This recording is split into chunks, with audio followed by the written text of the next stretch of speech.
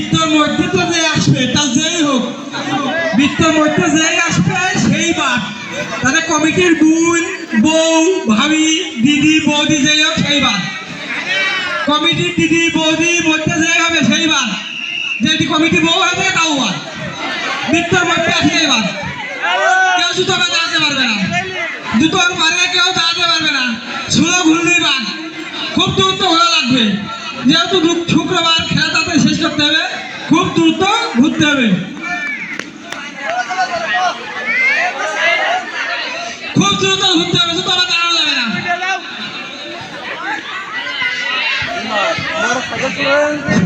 এরকম আস্তে আস্তে গেলে তো হবে না, জোরে জোরে যেতে হবে, জোরে জোরে, জোরে জোরে যেতে হবে, জোরে